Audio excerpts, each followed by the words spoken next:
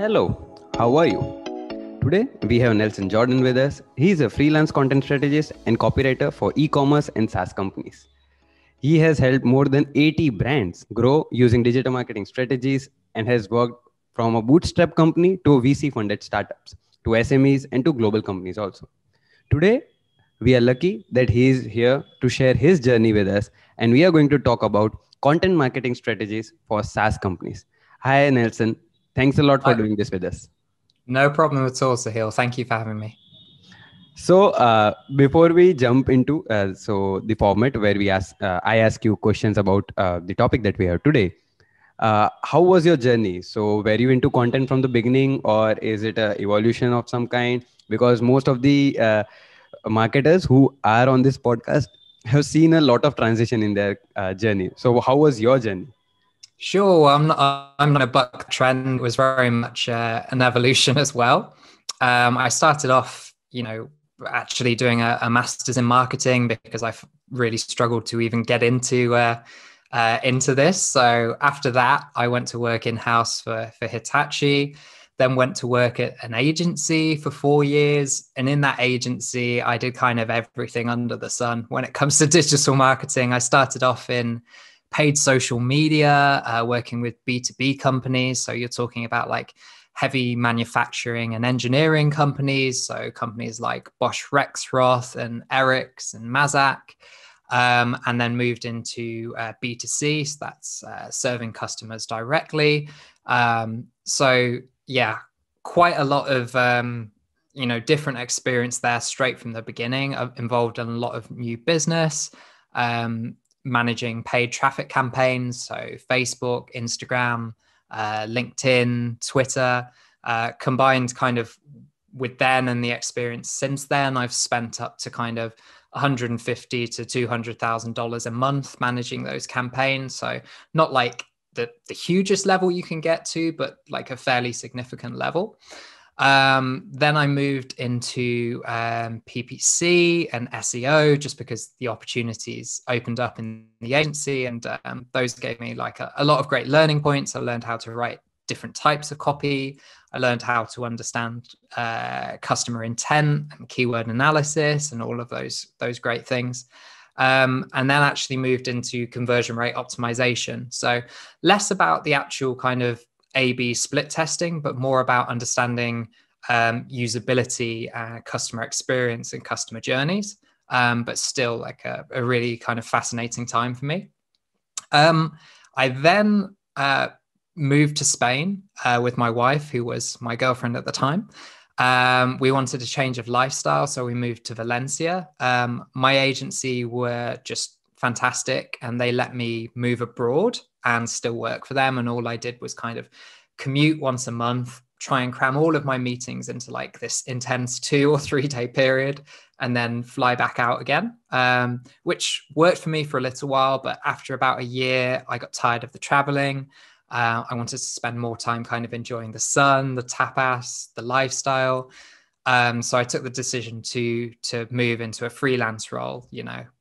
I kind of realized that with my experience and my skill set that I would be able to earn a lot more and work a lot less, and also basically travel zero, which is just a fantastic opportunity for me.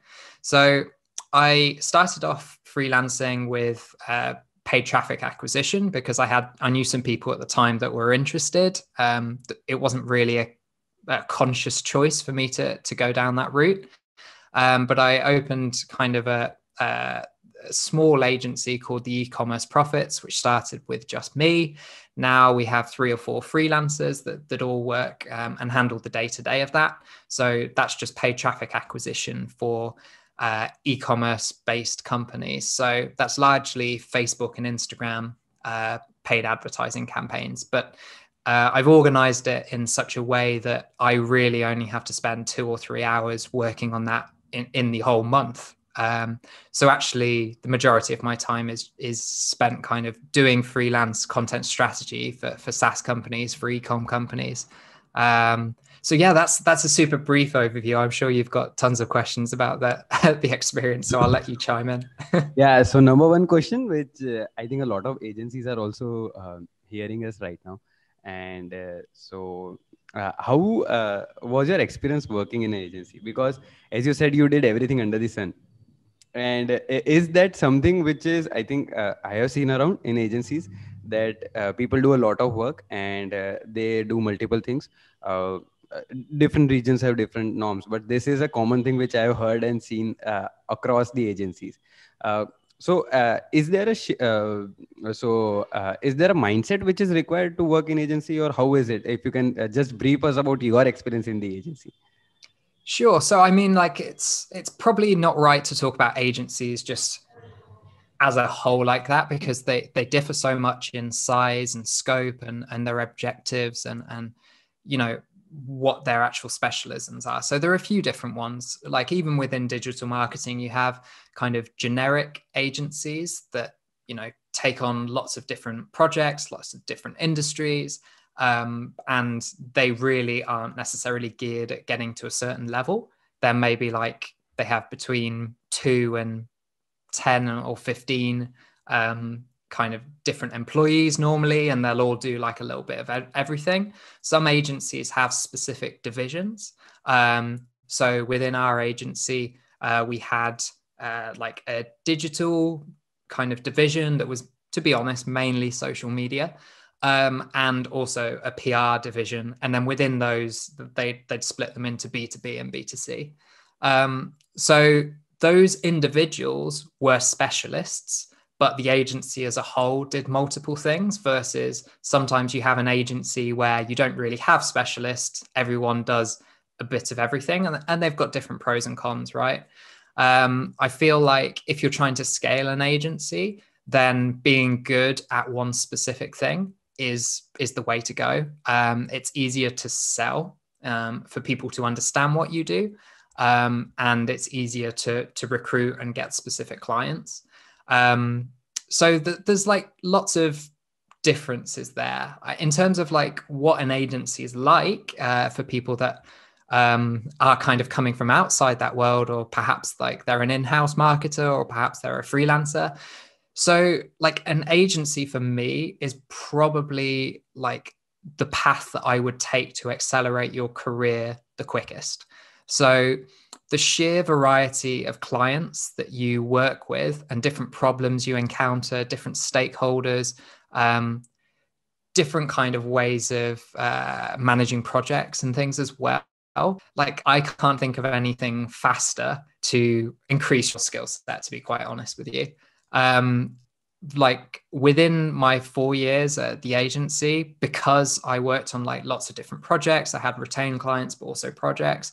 I think I probably worked with like 50 to 60 different clients, which is just a great variety of, clients and projects to be engaged with. So for me, I felt that put me on the fast track more than perhaps an in-house role would have done. But that's very much down to like which company you end up at if you are in-house. There are some fantastic companies that really invest in their people, invest in their training. And unfortunately, there are some companies that view their in-house marketers as basically admin staff, that they're there to support everybody else, but they don't necessarily bring that much value. So it really depends at where you end up. One thing I would say is that if you're at an agency, I'm not sure how it shakes out in the rest of the world, but in the UK, you tend to get paid lower. So it tends to attract younger people typically. They tend to be quite like energetic. They want to learn a lot of things, and they're willing to kind of take a lower wage to get on the ladder, to have all of these different experiences. I would say like agency life is definitely suited to a particular type of person and less suited to others. Again, I'm talking in averages here. But yeah, you see a lot of people going from like agency roles when they hit kind of late 20s, early 30s, and perhaps they have children and they think, okay, well, I could really do with an easier time of it. So perhaps I'll find an in-house role that is very much kind of like 9 to 5. When you stop, you stop. And you can kind of take a pull back and reclaim some of your life, versus like there were times that when I was working at the agency that you'd be doing like a new biz pitch the next day, and you'd be working till like 11, 12, 1 in the morning to get things done. Last minute changes, you know how things are. And then you'd be up again at like 5 or 6 to travel to this place the next day and actually pitch and things like that. So yeah, I wouldn't have changed it for the world. But definitely pros and cons, depending on who you are, what sort of personality you are, what goals you have. I just liked the answer so much. It covered each and every aspect of how the life at agency is, and why is it sometimes necessary also for a lot of people to go through that grind once.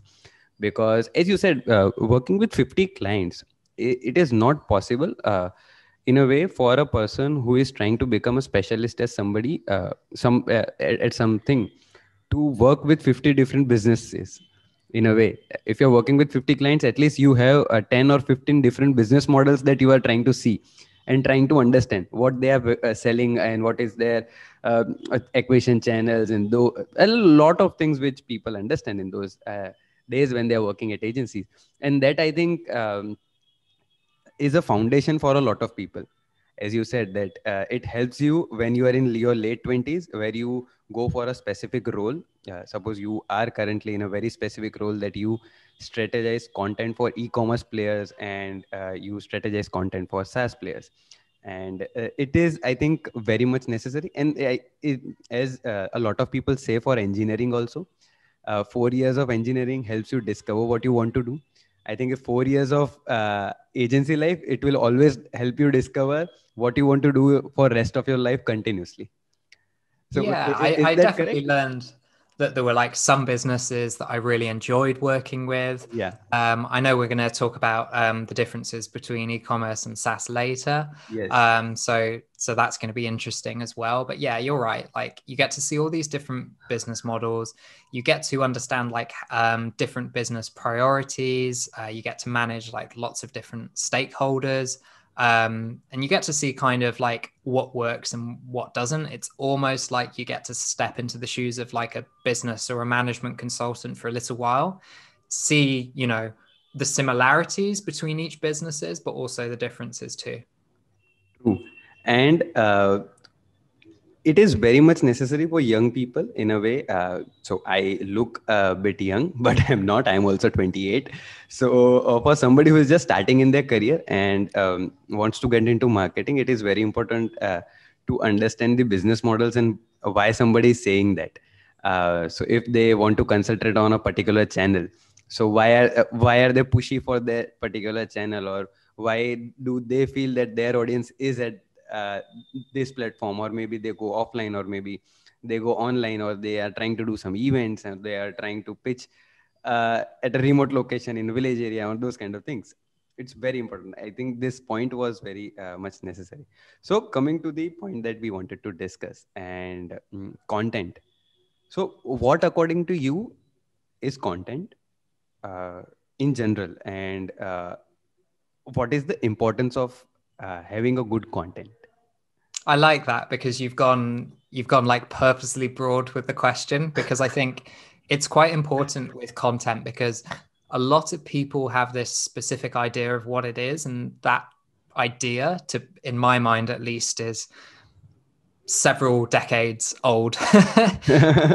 So a lot of people view content as written content, right? Yes. So when you talk about like content marketers, a lot of people's instinct goes to, okay, well, they must be a writer, for example, or you know they must be kind of just concentrated on organic ranking within Google, for example. Whereas like these days, with like the proliferation of so many different platforms and channels, content is really just kind of something to act in the middle between the company and the customer. It's a way of interacting with the customer.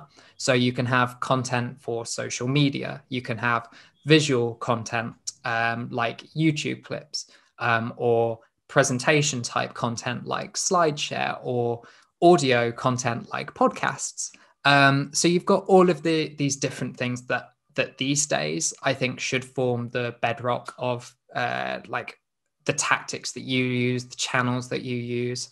And obviously some companies and some industries are more suited to one than the other, and they might choose to kind of lean on that because that's where their expertise at.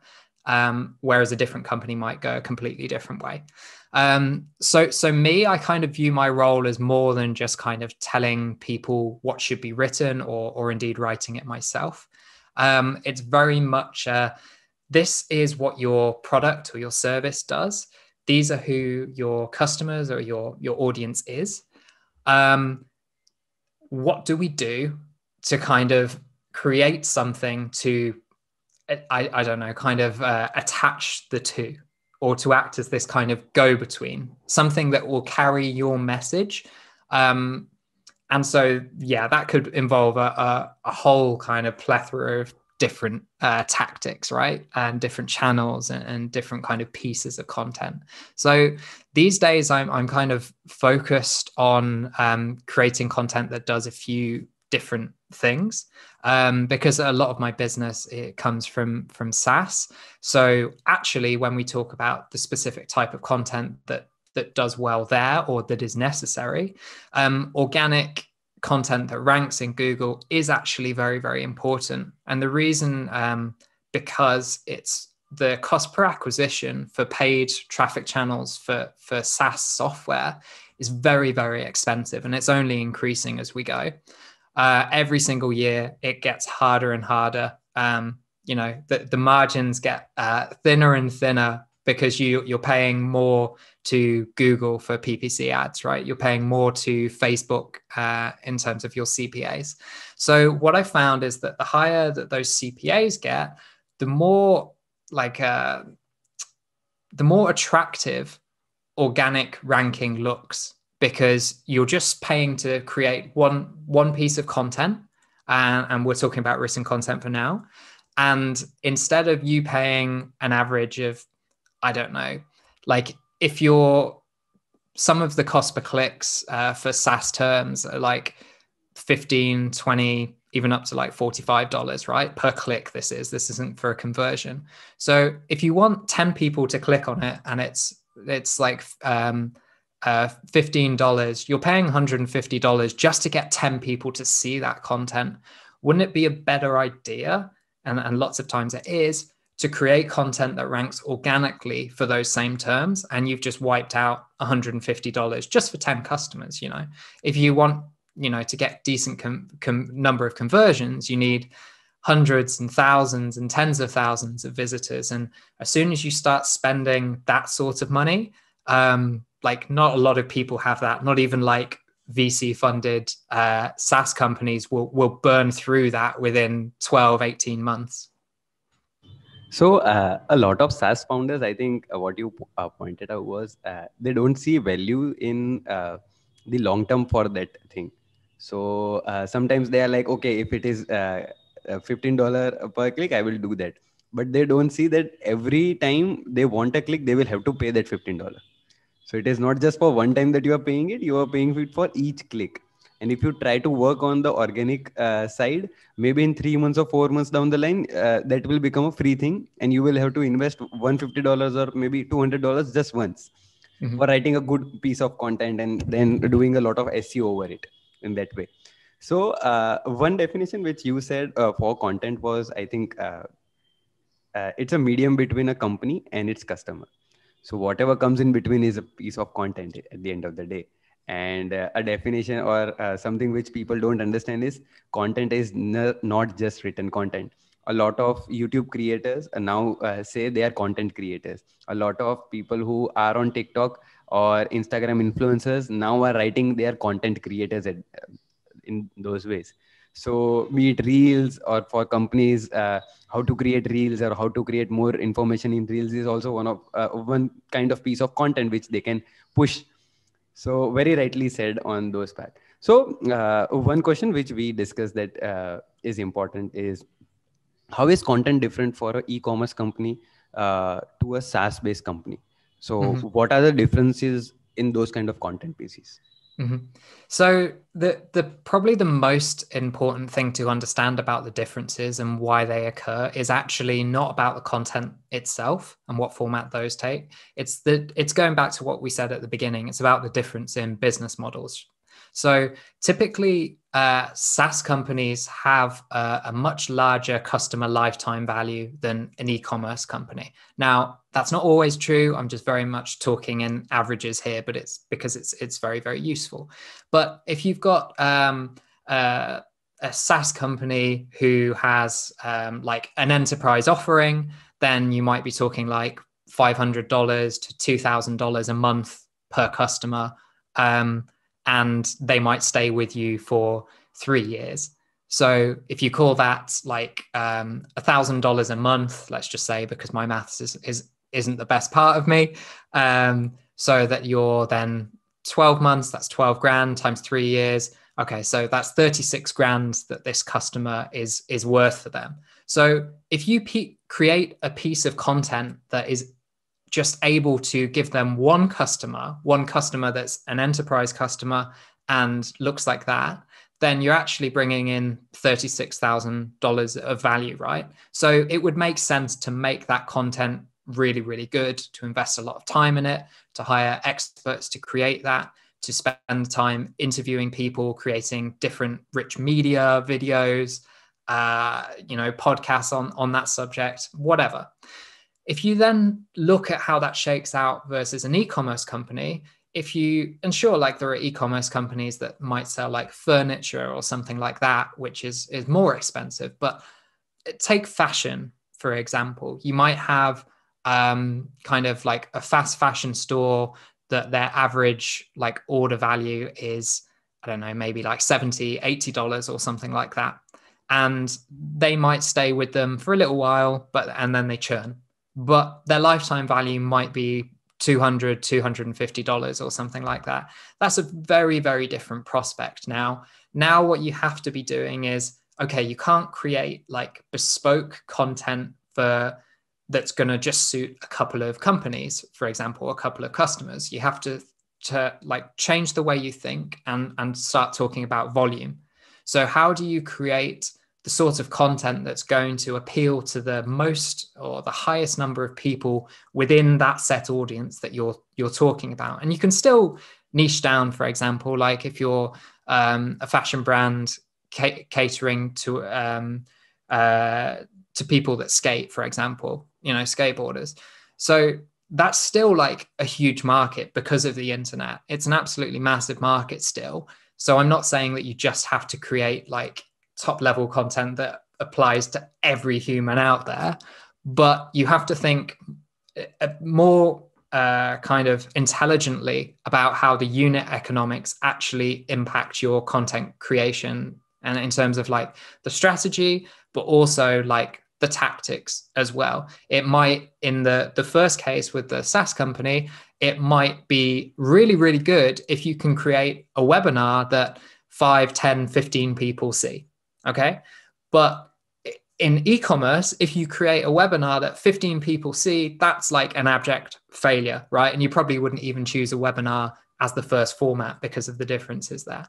So it really does impact everything from there. So you almost have to start from the business model and then kind of work forward to actually what sort of content you should create based on the audiences, based on the limitations of your business model. Great articulation for the content pieces for both SaaS and e-commerce. And the best part is lifetime value of a customer is something which a lot of people forget.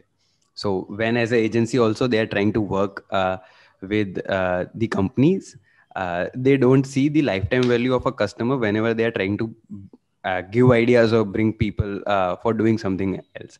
So maybe a YouTube video or a YouTube review for a SaaS company is a good thing to pay $500 to a reviewer for getting a review, because they know that lifetime value of the customer is more.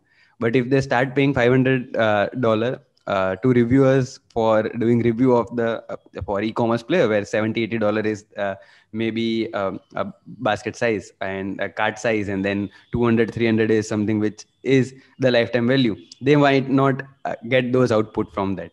So Very true in those sense. When it comes to content pieces, so for SaaS companies, which are the channels which you see? So all the channels are important in a way that be it Facebook, be it Twitter, be it Instagram, or like we are currently recording a podcast. We are also a SaaS company, and that is why we are doing this. These are different mediums. So if you can just highlight us which are the mediums and what are the specifications of those medium, or if we want to get on those, so what are the trends, or maybe what are the things which are required to be at that medium. So that Sure, will be very definitely. helpful. Okay, well, that's quite a big question, so we might have to Yeah, take it in a few few different. few Yeah, yeah. different chunks. So it depends on kind of what your goals are and how big your company is already, because you'll be able to leverage some of these if you've already got an existing audience, and they'll make more sense than if you don't.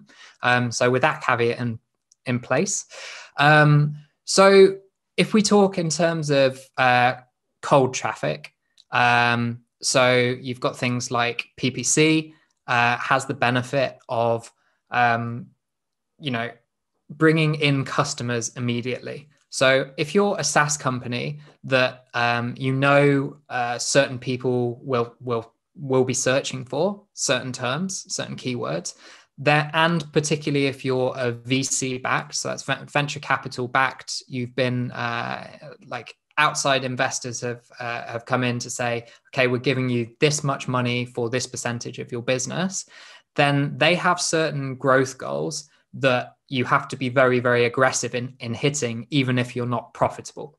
And that's how it happens a lot of time, because actually the reason they're investing isn't because of instant profitability, it's because of scale.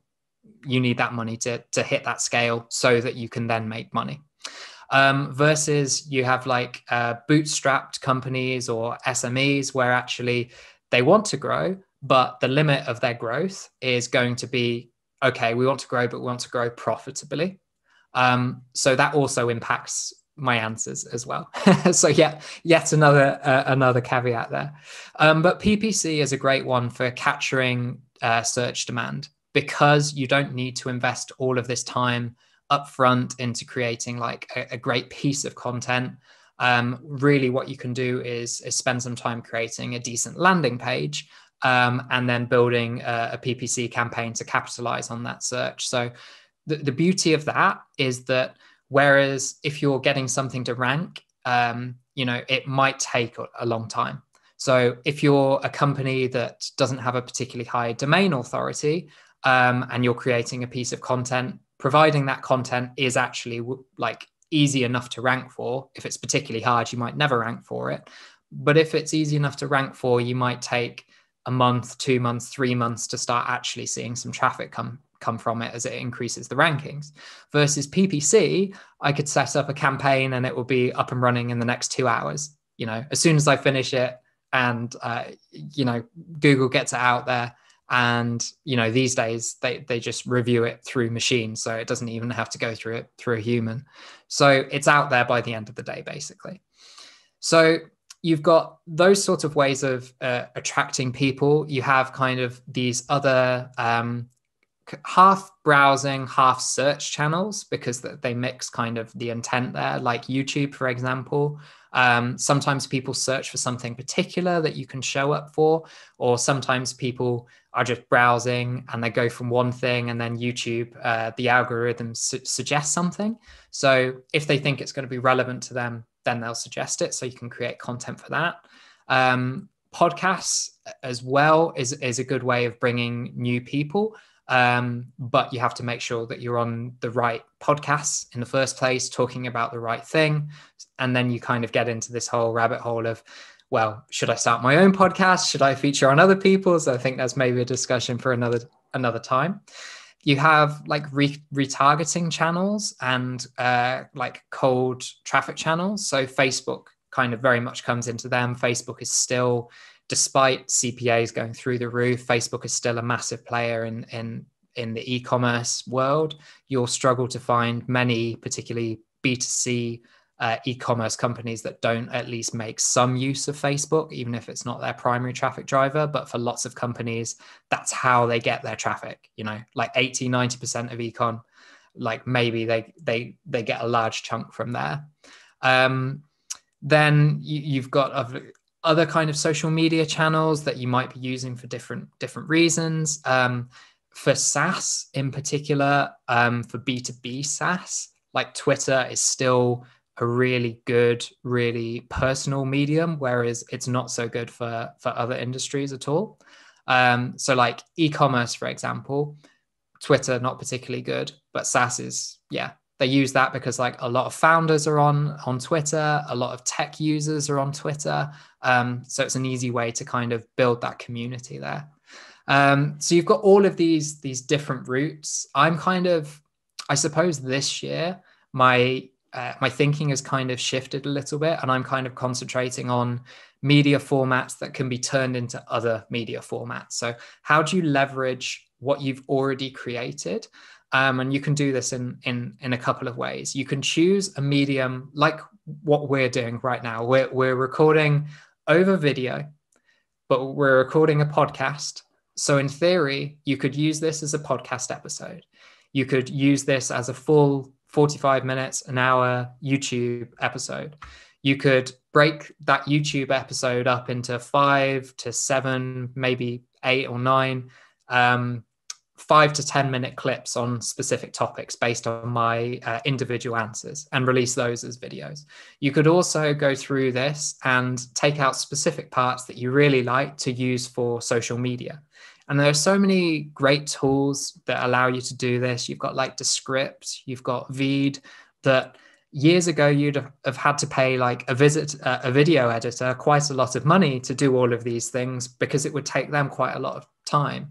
These days you can do it yourself and pay like $10-12 a month to these subscriptions and get all of these different chunks of video and audio that you can then use in all these different places. And I think that's fantastic. So I'm kind of doubling down this year on those sorts of content pieces that can be turned into something else. You know, you then, we've got this YouTube video, you turn that into a transcript, you put that transcript along with the video on the website, which then helps with your SEO.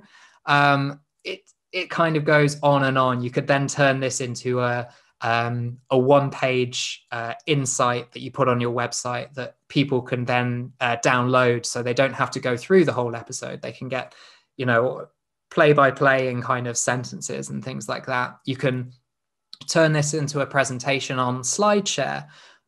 You can do all of these different things, right? You can turn it in like individual parts into like YouTube shorts and stuff like that. So there's so much to be done. I think the people that will win this year and in years to come are those that are clever about the type of content that they start with, and those people that realize if you create a certain type of content, that content doesn't end there. It can also do these, you know, umpteen other things. The other way I'm thinking about like content, especially this year, is about content refreshing. So I've seen like a lot of wins recently from people that have chosen to revisit pieces of content, particularly organic content that did well a few years ago, but aren't bringing in as much traffic as they used to. So they're already ranking. They might be ranking on page 2, for example, of Google, right? So, you know, there's enough there for them to rank well, but they're not getting very much traffic because they're not on the first page. They're not in the first 3 to 5 positions. And actually the work that you have to do to those pieces in terms of rewriting, in terms of internal linking and all of those things tend to be less than creating a piece of content from scratch. So companies that have been around for a few years have probably got this treasure trove of massive amounts of content that they're really not making the best use of. So I think there's a lot of value to almost going through your back catalog of content and seeing what needs to be refreshed, what can be reworked and reformatted, what started out as a blog post, but then you could turn into a YouTube video and other things like that. Again, thanks a lot for such a brief answer. And it was great in understanding which are the platforms and how you can use. I think you explained very well what we are trying to do with the podcast. So we do the same thing as you said. We do a video format which goes on YouTube. Then we have the podcast which goes everywhere as podcast. So on different platforms, Apple, Spotify, and there are a lot more.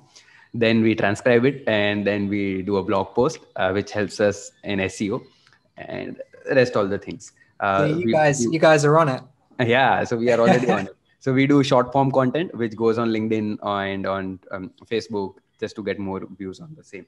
So very rightly said that what is the format now for people to come is thanks a lot for validating what we are doing. So we feel happy that somebody is there who came as a speaker and is saying that we are doing the right thing. What happens with people is consistency is something which a lot of people miss out on while creating content, any kind of content. So do you feel that is something where a lot of people face issues, or that is not the case? Yeah, definitely. I think that's true with so many things in life, though. I don't think it's just down to this. So consistency is like probably the number one kind of factor, I would say, in having success long term through content. I'd say probably number one is consistency. Number two, willingness to put yourself out there. Number three, probably experimentation. Those three things are all just incredibly important. The reason, because like chances are when you do your first content piece and you release it out into the world, nobody will care. You know, you haven't necessarily built a large audience yet. You won't get feedback on it instantly. A lot of people will probably it will never be seen. You know, like the first time that you do things, particularly if you're doing it yourself, you won't know all of the tips and tricks. You won't know how to write a great hook that draws somebody into a YouTube video. You won't know the optimal structure or length or anything like that to create a blog post. You won't know how to interview people very well for your podcast. So if you stop, you will never get to that place where you're good. And there are certain things that you have to be quite introspective and honest with yourself about, whether it's within your capability or your team's capability to do, and how to do it the right way. So one of the things like I found, because I also record a podcast called Working From Home, is that I could have learned how to edit all of the podcasts myself. You know, that like the resources to teach yourself that are out there, whereas 10, 15 years, you'd have been hard pressed. You'd have had to work everything out yourself. Those resources exist now. I knew that if I was the one organizing the podcast, interviewing people, like editing writing the intros, doing the editing, doing the social media, it would never get done, you know, because I've got another job, multiple businesses. It just never would have happened. But I decided to stick to the things that I really wanted to do, that I felt like I needed to be the person doing them, which was interviewing. Yes. So my content manager does the social media stuff afterwards, contacting the guests, making sure that they have all the right assets to promote, and doing the promotion herself. And then I have a podcast agency who does all the editing and all the technical stuff and putting like the animations in and things like that. Like I could learn all of that stuff, but is it the right move for me to do that? Probably not. And in the same way, like this is how certain companies should think about content creation. There'll be certain things that they're really well placed to do. You know, they might have some fantastic writers on board who really know their stuff, but actually aren't that good from a design perspective. So it's probably not right that they handle some things that involve more intricate design, maybe like social media posts, maybe like animations for YouTube and stuff like that. Maybe they don't need to be the ones involved in there. So a kind of honesty with yourself about like what your organization and yourself kind of can handle and should handle as well. That's the other thing. Like, should you be doing these things, or is your team's value in another area? So the right thing that you said is, should you be doing that thing or not, is something a lot of founders have, I think misplaced priority is the thing. Because as a founder, it is always there. If somebody will be doing it, I will be doing it better. And let me do that work, because I have to explain him to do the same thing. I have to waste my 30 minutes, which I can do that in 3 minutes. But it That's is it. again the same thing which we discussed in the earlier one of paying $15 for that click currently, or paying $150 to get that 10 clicks every month in that way. So teaching somebody for 30 minutes is something that they have to understand, that for rest of their journey they don't have to do that work of 3 minutes every day. There is somebody who is going to do that 3 minutes of work every day for them. Maybe he will be doing it 5, but you are saving 3 in that way. So that was a very good point that you said. I think I recognize that, or maybe resonate with that a lot, because first 4 years of my journey, I used to be jack of all trade, and I was never master of anything. Until today, also, I don't know a lot of things to do hands-on things. But with experience, I think people get to know a lot more. But as a founder or as a person who is doing handling things, you always get to do a lot of things. Like, I will do this also, I will do that also. Great. So when it comes to the distribution part of content, and for mainly SaaS companies, uh, do you feel email marketing, or maybe so the things that they write in email also are very important for them? And what has been your experience with email, or maybe what founders do on LinkedIn? So both these aspects, if we can discuss a bit more. Sure. So first I'm going to divert slightly from the question because you touched on it then, and it was distribution. And then I'll come back to email. Yes. So distribution is something that is like chronically ignored, not just within the SaaS world, just within kind of even content creators themselves are guilty of it. They think kind of their job stops when something's been created, but actually content distribution is almost the more important part. Like, okay, like you need good content to put out there in the first place, but if you just create something and it sits there, that's not content distribution. You haven't thought about that.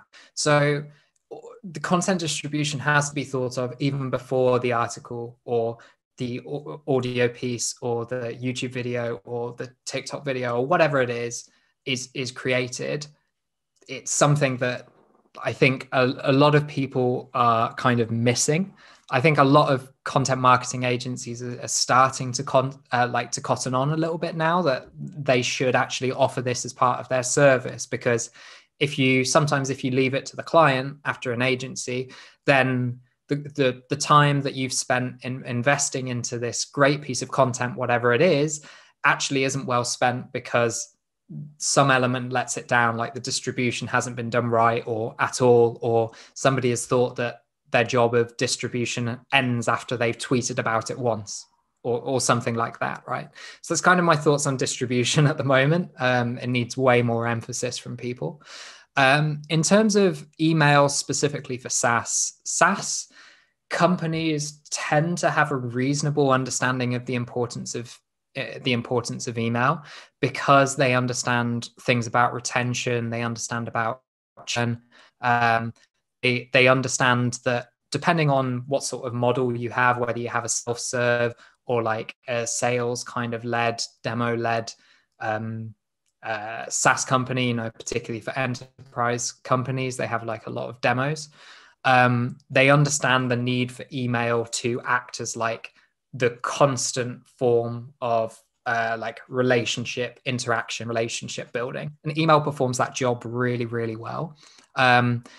You can just be slowly dripping out content to warm people up. So for example, to turn somebody from a subscriber of your content, maybe they've downloaded a lead magnet that you've created, turn them from a subscriber into like a booking, for example. They've booked a demo. Then, okay, they've booked a demo. So what do you then create to warm them up and get them excited between the time that they book their demo and the time they actually have their demo call? Like I wrote 3 email flows for a SaaS company in Belgium just before Christmas that were oriented around these very things. So then how do you get somebody who's had a demo to then actually seal the deal. And you'll have salespeople doing that as well. So how do your emails interact with what the salespeople are doing? How do you construct them so they're not stepping on each other's toes and repeating the same messages? Or, if you don't have a salesperson, how do you actually get them from taking this action all the way to maybe having a free trial or something like that?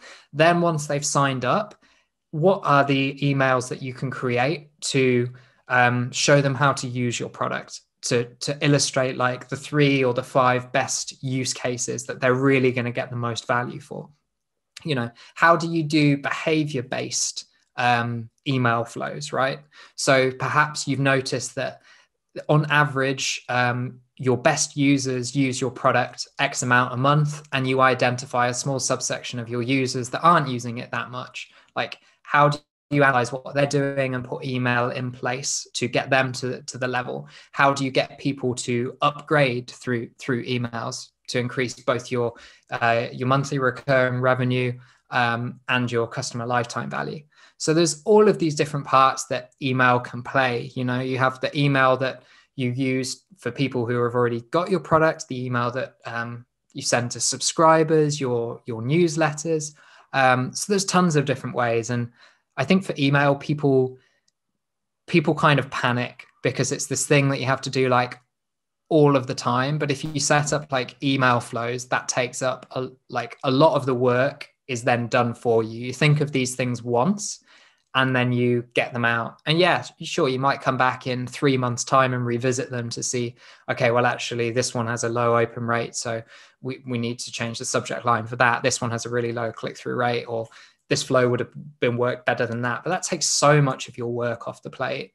The other thing that's important, like especially within newsletter creation, as opposed to like automated emails, is this concept of curation that has been going from strength to strength. And it's a really easy way of demonstrating your authority within the space without necessarily having to create something of your own to show those people. So the concept of curation, if anybody's not familiar now, is really kind of seeing what exists in the space that might be relevant to your customers, gathering it and presenting it in a really helpful, accessible way to your customers. So say, for example, one of the objections that I used to find a lot of the time in the past is like with engineering companies, for example, like, oh, well, we can't talk about our products all the time because, the people aren't going to be particularly enamored or enthused about them. Fair enough.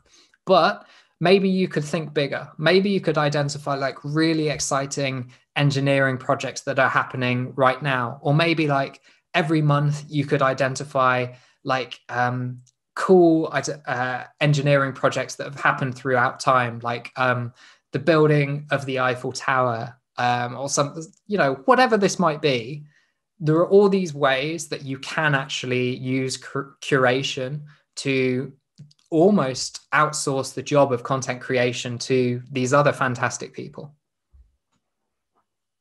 So one part where a lot of things are in gray area is how do you get the right ROI of your content, and how do you judge if your content is doing well or not? Because page views in a way will never get translated into dollars. So getting more page views does not directly mean that you are getting more dollars for whatever you are doing, or maybe getting more clicks is not something which will get into. And a lot of times products are also not that well. So sometimes if you're doing ads for e-commerce, if your shirt for which you are doing advertisement is not appealing enough, people won't buy it. Or if the sizes are not matching, there are a lot of returns, then you are at loss. In the same ways, what are the things for SaaS where they can get the right KPIs? Mm-hmm. So one of the things to think about is this model of kind of the marketing funnel. And a lot of people kind of will say, okay, yes, but marketing journeys are non-linear and things like that, which, yeah, fair enough. They often are. But I still find like the marketing funnel is a good framework, even if it's not particularly correct, it's still very helpful as a way of thinking. And that's a lot of times what you find, like, yes, this framework isn't 100%, but it does help me to do something, and it helps me to do it in the right way. So it's still useful. So in broad terms, we think about the marketing funnel kind of in three pieces: top of the funnel, middle of the funnel, and bottom of the funnel. And these map to the level of intent. So that's, you have things like level of intent, you have things like level of awareness, right? So at the top of the funnel, typically, depending on whether you're mapping it to intent and awareness, you have low intent and low awareness. If you talk about something like organic search, for example, these people, if your product, your SaaS product is an email product, for example, email outreach or something like that, let's call it. So you have people that might be searching for something like how to find X person's email address, like how to find people's contact details or something like that. That might be like a top of the funnel to middle of the funnel sort of kind of keyword, right? Then you might have something like best email outreach providers. And that's kind of like a middle of the funnel to bottom of the funnel sort of term. Because now you know that they're not only interested in your overall subject matter, but they're now looking for a solution to combat those. And then you have your bottom of the funnel things, which might be compare X email software provider to Y or something like that, which is very firmly bottom of the funnel. So all of these map onto different levels of intent, different levels of awareness, and different dollar amounts. So the further down the funnel, typically the further they are in their decision-making period, the more valuable that customer is going to be to you. But on the other hand, the harder it is to compete for that, because other clever people, other clever companies have also realized that those companies are ready to buy. So if they concentrate on those, typically they are going to map more closely to dollar values, right? But the reason that we call it a funnel, not just because people typically go in this direction from less to more aware, or from lower intent to higher intent, but it's also because the volumes drop off as well. So typically you'll see far more people, far higher volume of people that inhabit this top layer versus those that offer kind of occupy the bottom. So although it's easier to, the people at the lower part of the funnel, the bottom of the funnel, are more ready to commit. The competition is higher, and there's also fewer people. So you have to do lots of calculations, which I think might be a little bit past the topic of this podcast today. But you have to do lots of different calculations based on your conversion rates, based on like monthly search volume, based on click-through rates, those sort of things, to understand, well, actually, is it going to be worth me creating this piece of content to get this many people on our website? Because we know that X amount of those people on average should convert. Or is it worth me creating this top of the funnel piece of content, which, yes, those people will convert at a lot lower rate because they're not necessarily ready to commit yet. Some of them might be. Some of them might be interested in signing up to a lead magnet or subscribing or something like that. But there's a much, much higher number of people. So you actually do these calculations based on your average conversion rates and average click-through rates and things like that, and compare them to monthly search volume. And if you don't have those, you compare them to industry standards for these sort of things. The other way that you can do it is by looking at what happens from PPC. So tools like SEMrush and Ahrefs will identify these keywords, will tell you on average what's being paid for those keywords. And that gives you an indication of whether those keywords convert highly or not. So chances are, if you see a high cost per click for something, it's because one of two things, maybe both of those two things, are free. Like, it's very, very competitive. And that's either because, the industry itself is really, really hard fought, or the customer lifetime value or the single transaction value is very, very high. And so it's worth them to pay that much. But typically it's a pretty good indication that there's something hiding like behind that keyword. There's a level of intent there, or a dollar amount of money hiding behind that keyword. And that's why people are interested in it. Great answer to the question. And I think, as you said, we need another session. And then I just looked at the clock, and we already have passed the time. So definitely, the things that we're discussing today cannot be contained in the kind of podcast that we are trying to do. But nevertheless, it was very informative in the first place. And usually, I ask two questions at the driving towards the end. We have already discussed the ROI of the content. So maybe in the next time that we do a deep down on what are the funnels or what are the metrics is that somebody need to understand. So Sure. We are in an industry which keeps on changing every 6 months or keeps on evolving a lot. So suppose we take in terms of just SEO. Google introduces a new Panda algorithm, and then everything is just upside down. So how do you keep yourself updated with all the information around, and what is your source of information? Sure. So, I mean, the key thing to understand is there's so much noise going on. You have to be very cognizant of where you're actually going to find the signal. And by that, I mean the people who actually know what they're talking about and are trustworthy and have no reason to kind of lie to you. They're figuring it out as they're going along, and they're honest in sharing this. And depending on your industry, people will share these insights or they won't. So there's kind of the long-standing kind of digital marketing websites that you can go to that, by and large, they'll give you most of the information. Some are a higher quality than others. On the high quality side, CXL, which used to be Conversion XL, can't rate that website high enough. They basically get the best of the best to create courses there and to look at what's going on in the digital marketing industry as a whole.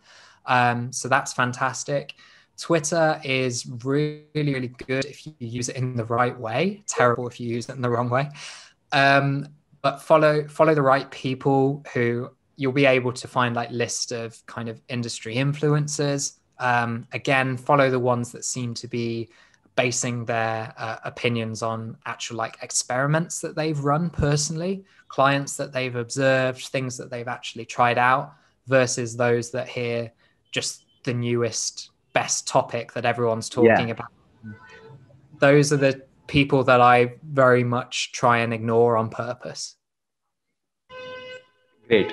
And what is your motivation? Because these kind of things happen a lot. So you have shifted between two countries just to work, and that requires a lot of grit individually also. And currently, as you are doing your freelancing, so you don't have any co-workers around, and so you don't have anybody to talk to in a day rather than your wife, other than your wife, sorry. So what keeps you motivated to do what you are trying to do in life? Sure. So I'm very much like self-motivated with a lot of these things. And the key for me was finding the things that I really enjoy doing, the things that I'm like actually excited to do. And for me, writing and thinking about content and thinking about content creation and content creators as kind of a smaller niche within that just excites me. I don't need any motivation to do that. Like to be able to see what's working and what other people are doing, and people are pushing the boundaries in terms of their processes that they're implementing or the results that they're achieving. Like that's enough for me. So I kind of observe what other people are doing. In terms of the writing, like I very much enjoy writing about certain subjects and would be bored stiffless writing about others. And I very much position myself over the years to work in spaces that motivate me. spaces that I want to work in with people that I want to work for.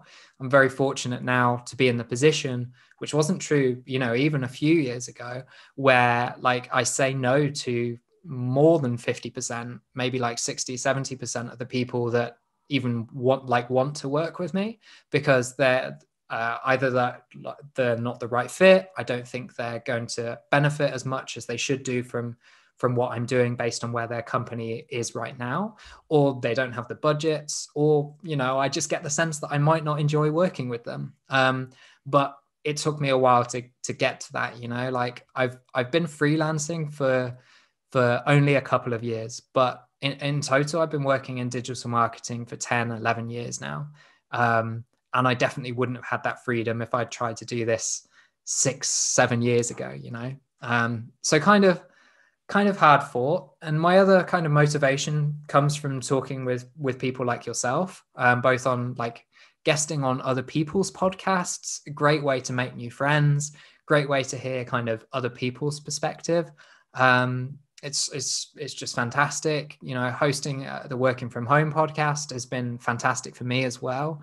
Not only has it kind of increased my business by a lot in terms of real dollar revenue, but it's made like so many new contacts for me, like all over the world in different industries.